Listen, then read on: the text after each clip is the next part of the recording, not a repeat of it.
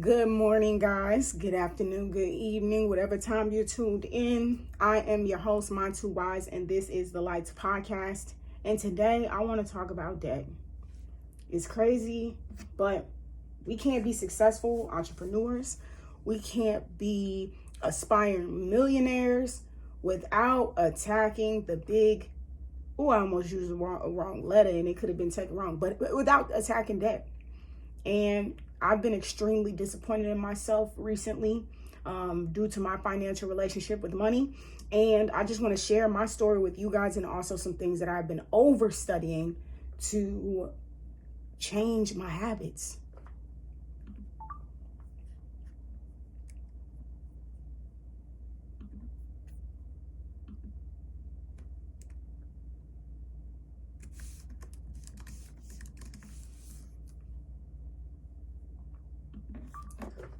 You know what's insane to me is I lost sleep last night thinking about the credit card debt that I put on myself, where basically I worked really, really hard the first 2 quarters of the year, getting my debt down to, I think I got it in the 20% credit utilization for my credit cards.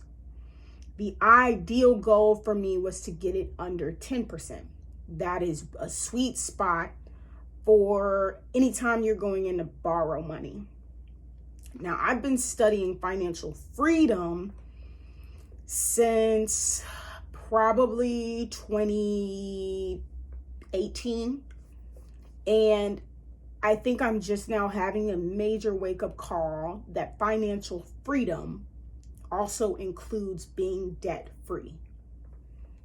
I have studied multiple ways of becoming or gaining passive income or becoming an entrepreneur, like building a real estate portfolio. You guys know that I've recently got into reselling sneakers, which is one big reason why I also got into credit card debt, was investing in that business.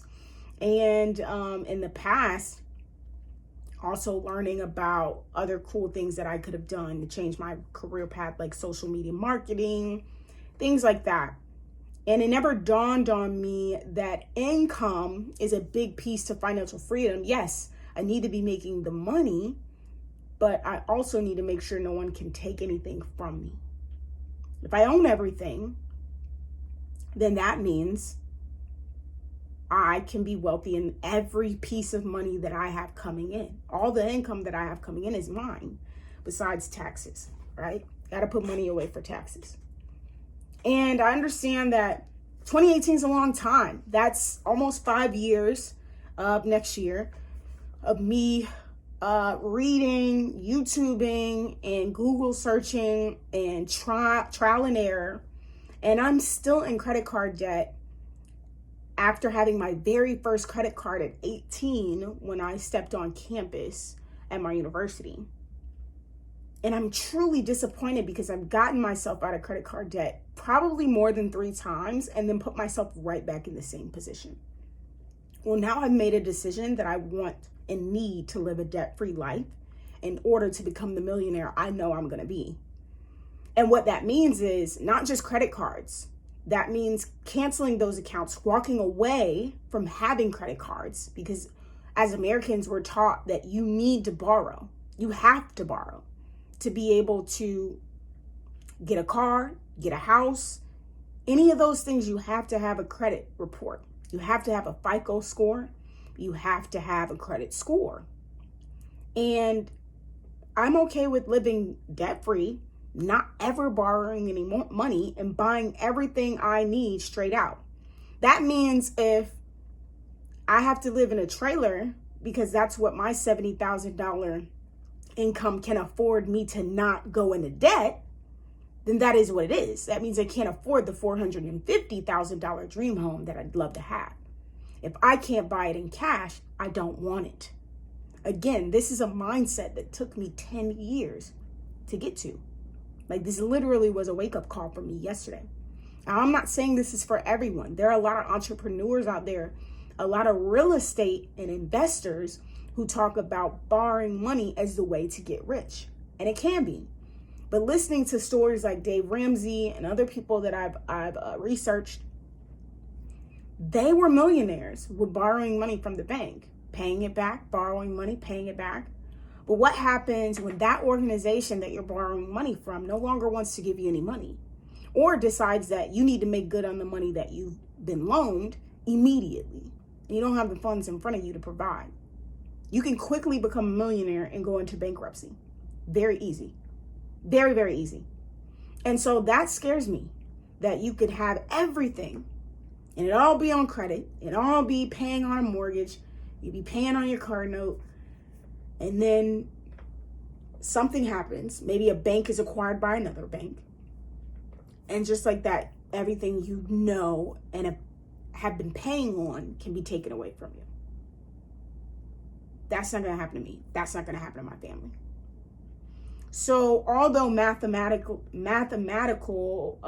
formulas could help you out understanding how much are you in debt, right? If you were a student loans. So I have student loans, credit card debt.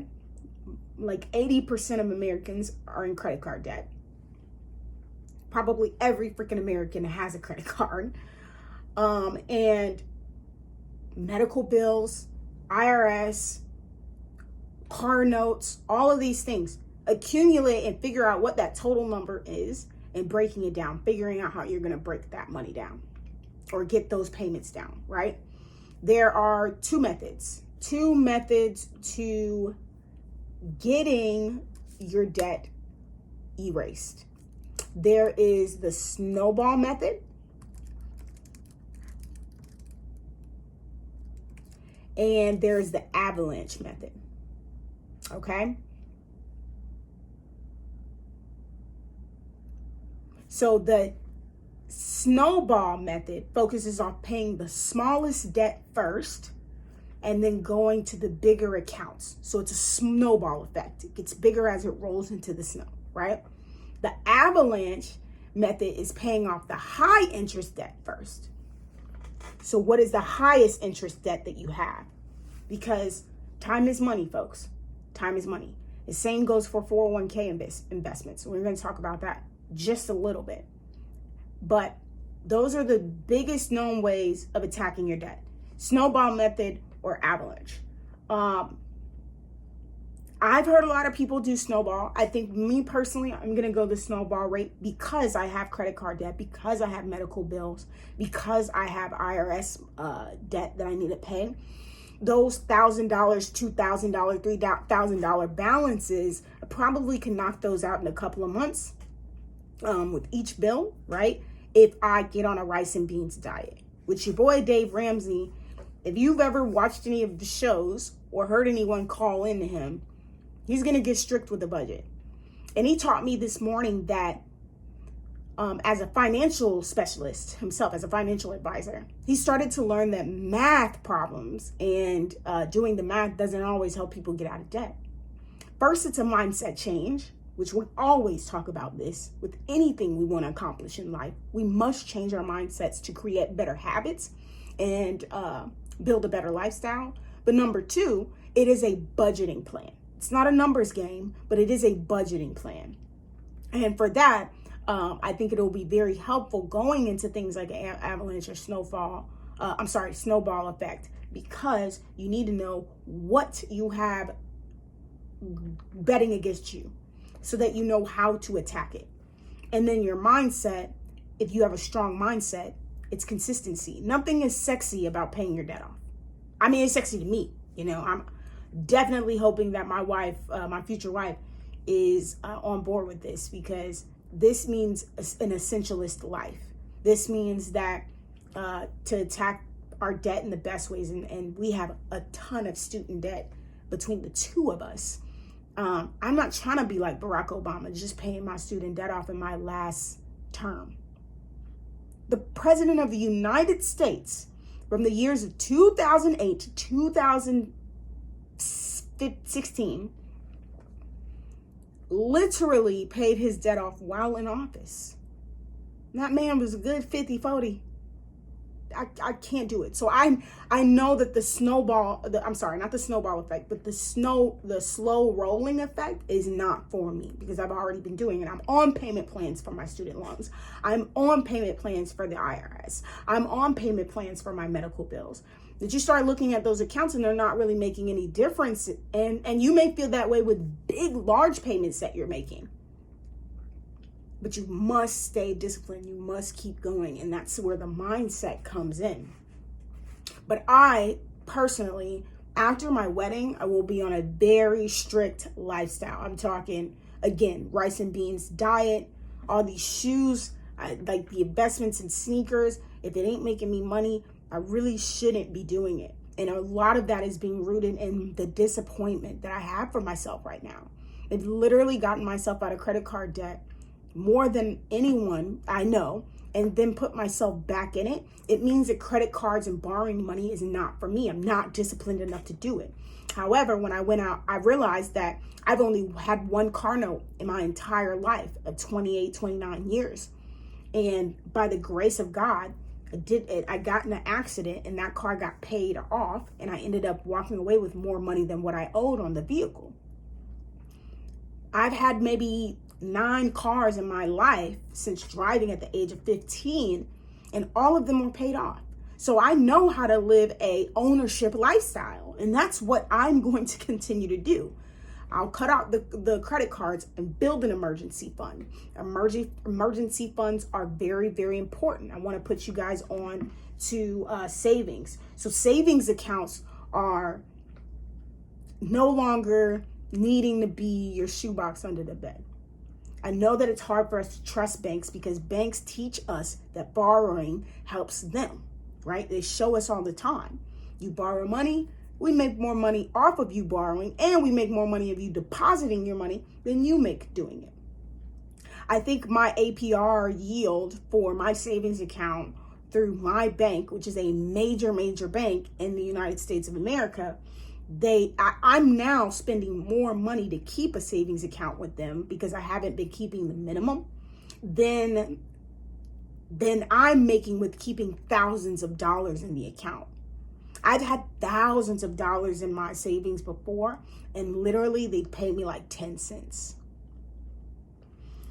I am now putting my emergency fund, which should be 3 to 6 months of your monthly bills, so rent, utilities, car payments, all of the essentials, right? You need that times 3 or 6. Times 3 or 6. If you include that, throw it into a investment savings account that provides you winnings or earnings. You could walk away with way more money in this savings account by just simply putting money in it than these other banks that put fees. And so one that I use, guys, is called Prize Pool. And if you use my my code, I'll go ahead and share it with you. And literally they have a $10,000 grand prize for Prize Pool each week. And depending on how much money you have in your account, provides you with the tickets that you need to put in the raffle to win the prize. So they have $10,000 grand prize each week. Then they have a $500 grand prize. They have $100 grand prizes. They have $20 grand prizes, $10 grand prizes, and so on and so on. If I just won $1 a week as my prize, that is still more money and more a higher APR than what I'm earning with my current bank. Insane. Like literally I had to put $8 in my savings. I lost $8 in my savings account because I'm paying them to keep my money there, because they're telling me I haven't put enough in my savings, so I need to pay them. That really gets me frustrated and boiled, because I'm financially not in a good space right now. I don't have an emergency fund. I'm now paying on a wedding. I also just got myself in credit card debt again, investing in sneakers and trying to build a reselling sneaker business. And it's frustrating and irritating, but it's also a learning journey. And this is why I got on the mic, because I want to show you guys and teach you guys a way that I am going to go for so that it works for me. The snowball effect works. I paid off hella credit cards. I've had probably 8 in my life. I paid a hell of them off. And I still maybe encourage you having and creating a credit account. I personally just don't do well with credit cards. Spending more than what I earn is not in the cards for me. I just don't want to have access to it. So I'd rather just close them off, pay off everything I need. And if a bank says, well, you're not borrowing enough money, you don't have enough credit, then I don't need the house. I don't need the car. I'd rather set myself up for them to tell me no, so I can tell myself yes later. Now, we're talking about getting out of debt. I want to let you guys know how doable it is. I was listening to Dave Ramsey on the Jay Shetty On Purpose show, and he talks about the highest earning millionaires. Now, being a millionaire, let's do the formula, okay, of what being a millionaire is, because I'm also learning in my financial journey that being a millionaire doesn't mean that you have $1 million in your account. We all know what assets are, right? And to be quite frank, if you can come up with the amount of your net worth is what you have, so assets, income in your bank account, minus what you owe. If that dollar amount comes out to be $1 million, then you're a millionaire. Some millionaires became millionaires by buying farmland, and so they bought land after land after land, and so they have land that values over $1 million. I heard a gentleman's story who had purchased a home, paid his home off, which his house was $900,000, and then he had a couple $100,000 in his 401k. So again, he's a millionaire. And he gets on the interview with Dave Ramsey, gets on the show with Dave Ramsey and says, well, I just don't feel like a millionaire. I could relate to that. If I had $100,000 in my account, right, but I have a $900,000 home that I'm living in, paid off, no mortgage, I'm gonna be like, I don't feel like a millionaire. I ain't got no Porsche or no Ferrari in the front, got no exotic crib or nothing. His house was based in Denver, Colorado. The value of it shot up, so it got him to that $900,000. I wouldn't feel like one either. However, the numbers don't lie. You have a home that values over $900,000. You have $200,000 in your 401k account to retire from. Sir, you are a millionaire. Your net worth is a millionaire. He's debt free. Doesn't own pay student loans off. Doesn't have any mortgage. He is debt free. So that is an example. Now the top millionaires. Sorry, phone just dropped there. I'm getting a little excited here because I want you guys to hear this. I don't want to replay it. But I wrote this down. And of course, Dave put it in a tweet for us. So this is awesome. So the top 5 careers of millionaires. Number 1 was an engineer. Number 2 was an accountant, so CPA. Number 3 was a teacher. Number 4 was management, so like executive level people. And number 5 were attorneys. Did you guys hear me? Number 3 were teachers. What does that say? That you don't have to be making $1 million. Your income doesn't need to be $1 million for you to be a millionaire. Your mindset and your discipline makes you a millionaire. These people are processors, right? Engineers, accountants, teachers, executives, attorneys. They follow law. They follow processes. They follow lessons. They go through them. They build a habit, right? So it's not a shock to me that that most millionaires, fall under these 5 careers. It's not shocking to me that teachers are some of the lowest paying people, but they invest the most in their 401k. Who is looking forward to retiring fastest? A rapper or a teacher? So you better bet the teacher is going to set themselves up. Let's say you started teaching at 21, straight out of school. Let's say you start teaching. If you start your 401k day one and you teach for 30 to 40 years, you bet you better have $1 million in that account.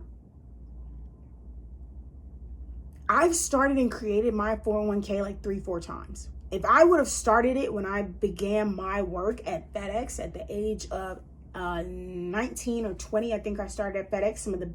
It was the highest paying job I had made out of, or while I was still in school. I was working 35 hours a week, going to school full time. If I would have started my 401k plan then with the great benefits that FedEx provided, dude, I'd be sitting on some bank right now. Probably could have bought my house with that amount.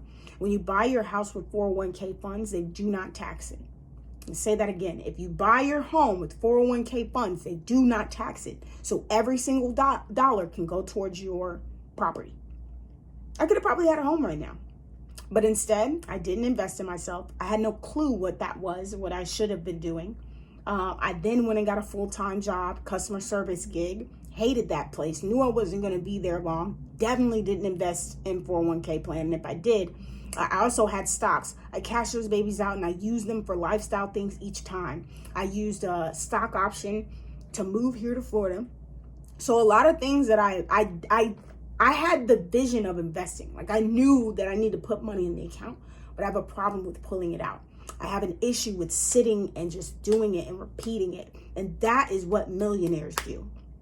Majority of millionaires, the 1% that we know to be famous, other millionaires are not famous. We don't see them on TV. We probably never will know their names. We walk past them at Publix. Listen, they have been sitting, pushing, and pressing deposit for years.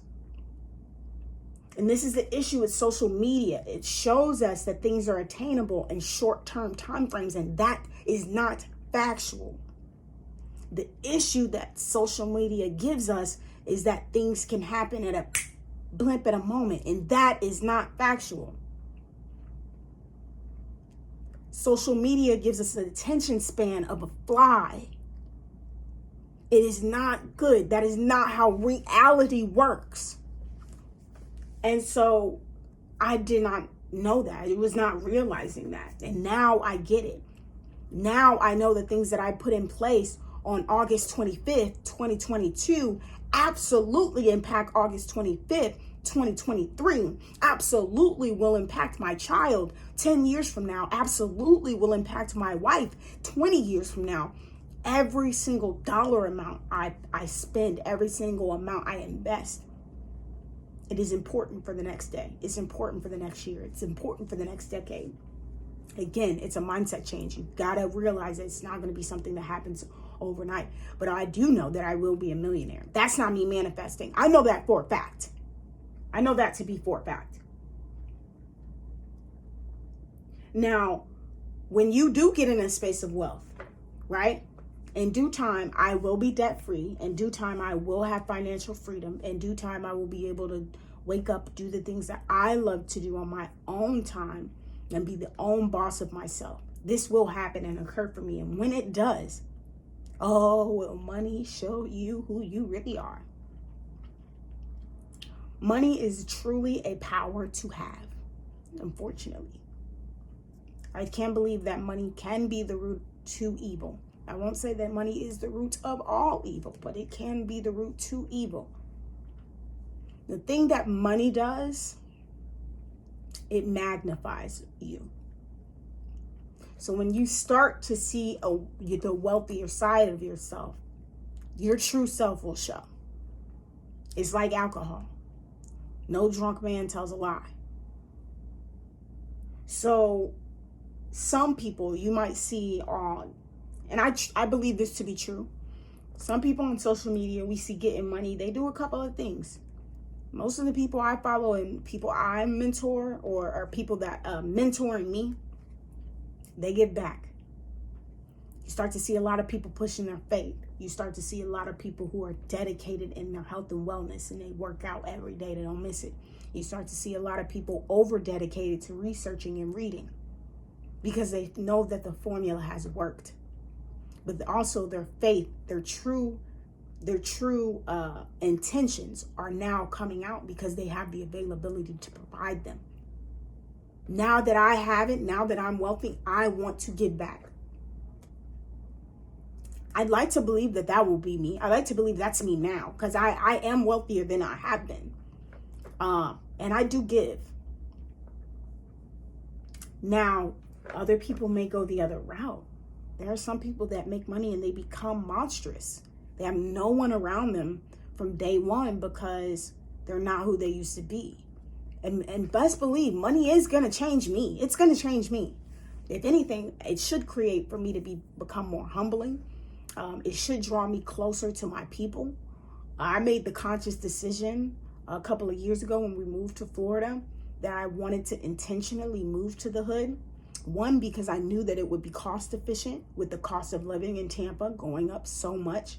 And number two, I knew that my career was taking me to a place where I was starting to lose where I came from. I was hanging out with colleagues who had never been through what I've been through. I live on the East Coast. Nobody knows about St. Louis here. Nobody knows about the Midwest. They don't know about the country grammar. They don't know nothing about the mud. They don't know nothing about no Natural Bridge or Kings Highway. They don't know nothing about being in a predominantly black country school. Nothing about it, right?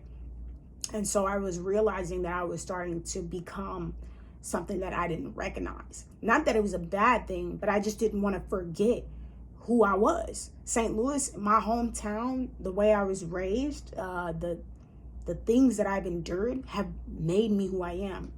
And I'll say living in the hood has humbled me. I've met elder people, my elder neighbors. They're the coolest to talk to. I learn from them every day. I watch the young kids get on the school bus in the morning. Just looking at our young black youth, it pours into me. I live across the street from great neighbors who come from Hispanic and Puerto Rican background and Jamaican backgrounds. And they're raising their children to be so independent. And it's just, again, it's not only humbling because I'm not better than any of these people, but it keeps me grounded. It keeps me rooted in the things that have reminded me why I had to get out of the hood so I could come back and do more. That is a goal of mine. If you don't have a 5-year goal planned for you, yourself, and your spouse, we need to get on it. Emergency funds, we need to get on it. 401k, we need to get on it. These are things that at life insurance, we need to get on it. Absolutely, guys, absolutely. So lastly, I just want to pour into my folks who are listening, the lights who are listening. When is the right time to put this mindset into my children? Because I watched my mother and my father have the worst relationship with money. And I think that's a part of the reason why I go so hard to not ever reach any type of level of poor. My mom, my father, we were never poor. I just want to get that right. But I never want to be broke. I see my parents be broke. I never want to be broke. I watch it bring anger to my father, how broke he was. He had 7 children. He had child support. He had he was an in-house husband to my mother, and had 2 of us, my baby sister and myself, living under the roof that he cared for 24/7. So just the stress and the anger that came from him being broke and having to break his back. Literally, he died working.